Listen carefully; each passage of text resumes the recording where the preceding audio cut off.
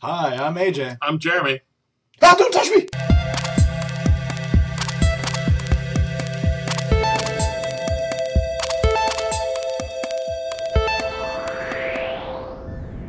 Welcome back to Extraordinary Times for our Friday show. I'm Jeremy, that's AJ, and here we go. Now, the first story we wanted to talk about today is, well, Texas. We wanted to start out here and then, branch out. Our own Texas Attorney General Greg Abbott sent a letter to the Organization for Security and Cooperation in Europe, who they're a group who they observe things. They try and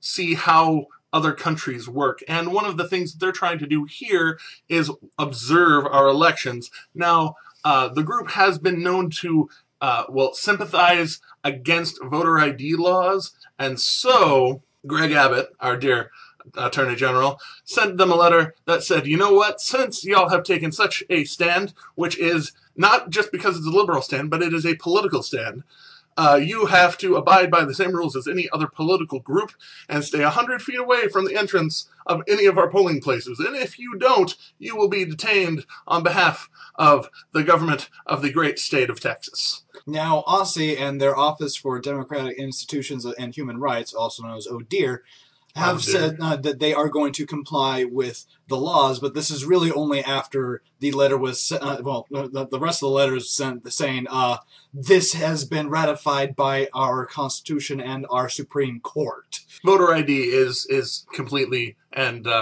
absolutely constitutional in the United States. For those of you who don't know, who think that it's not or unfair or something, it's really not. So, huzzah, yay for constitutionalism, and yay for being, against foreigners watching our stuff. Just, not to be all xenophobe, but get out and let us do our thing. And now we're going to flip over to India for a bit more of a political news, though not quite what you might be thinking. There's a guy over there, his name is Ashok Khemka, who has been transferred in political office 43 times. Now, this is not because he is a bad guy, or, because he really can't do his job. It's because he does his job too well. Turns out, anytime he gets into anywhere, his whole point in being there, for him at least, is to clear out any corruption. He's a whistleblower. A troublemaker, as some people note us as. Which is why he's been transferred 43 times. So, if he's been transferred 43 times, you'd think that just tells the rest of the country, guess what? It's full of corruption. It's everywhere. Really, I just want him over here. Yeah, bring it on. We want you. Come here. And now we bring it back home to America to, Utah, where Hill Air Force Base has announced that Boeing successfully tested a new missile on their base. Now, it's not your conventional missile to go in and blow stuff up. It is actually a non-lethal missile, if you can imagine. It flies in and bombards the area with high-power microwaves. And what that does, contrary to, EMP will is very, very omnidirectional. It will just go everywhere. This high power microwaves just is very directed, and you can use it to fry electronics also, very much like the EMP does. But directionally. Very, very highly specialized. And it was so effective, actually, that even the cameras that were close to what they were testing it on, they fried them. And so we don't really have any footage to show you because the stuff did its job very well, and apparently cameras are, electronic or something, I don't know. But this also is a huge step in the right direction for warfare, where we don't want to kill people, we just want to make them stop doing stuff. So, this missile would fly in and just fry all their crap, and then we get to go in and say, hey, remember that time all your stuff's broken? Come with us. Here's some handcuffs. Handcuff yourself. I'm going to flip over to Detroit now, where we have some, judge news. Judge Wade McCree has recently decided it was a good idea to send a naked picture of himself to a female court bailiff. Now, you think this is where the story ends, he gets arrested, whatever, she didn't like it, she was offended, and whatever. No, actually, she had no problem with it. The one who did have a problem with it, however, was her husband who found it. I think they're going to be having some marital problems here soon. Anyway, it's been come to the light. He's pressing charges. The judge is under investigation. All this is just absolutely crazy because really the two people that were involved really didn't care about it, except that there's kind of a third person involved. I don't know. It's really weird at this point. I actually want your opinion down below. Is it really the husband's saying all this? Should he be going after the judge, or should he just be going for a divorce? Yes. All of the above, yes. But we move on. We're going to ride that northern train all the way up to Toronto, Canada now, where a man by the name of Moses Mahalal, that guy, he was coming home with his girlfriend Sarah to their home and found the door ajar about a year ago. And he went inside, grabbed a kitchen knife as soon as he got inside, and went through the house and found this man by the name of Keno Johnson in his house and was like, I don't know who you are. Get the hell out of my house. And the guy was like, no. And so it was like stab, stab, stab on the intruder guy. And the intruder guy finally left. And after being arrested for breaking and entering, which he has been arrested for 5 times prior and convicted, unfortunately, he was like, hey, this guy stabbed me. And for whatever reason, the police were like, okay, that means he assaulted you.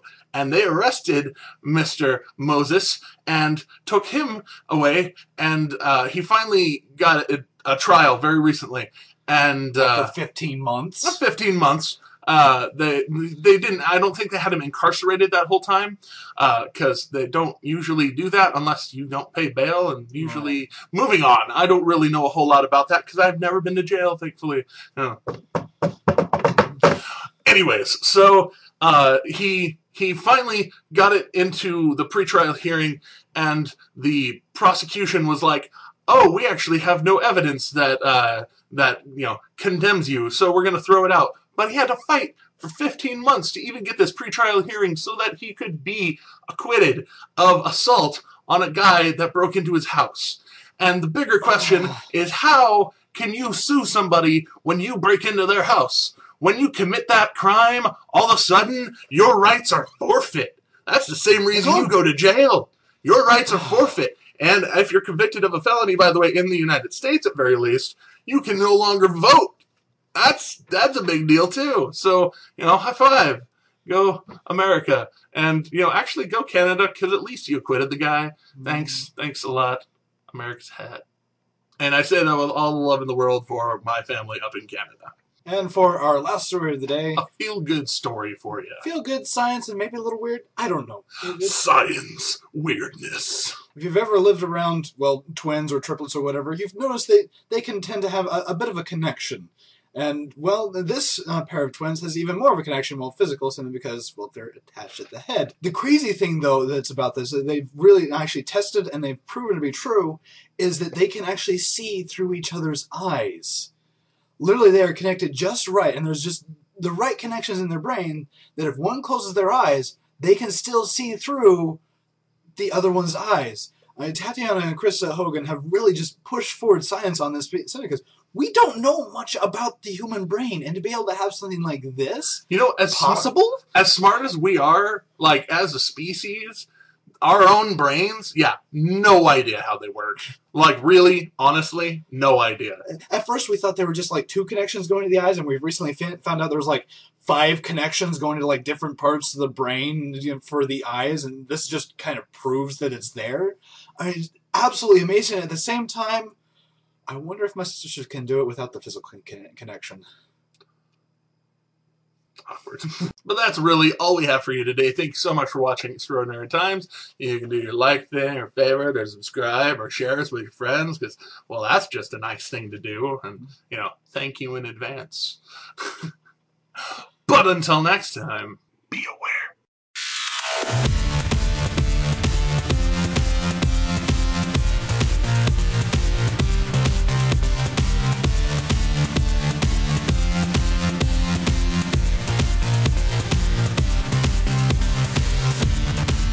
Time in case I need to go get my gun. Exactly.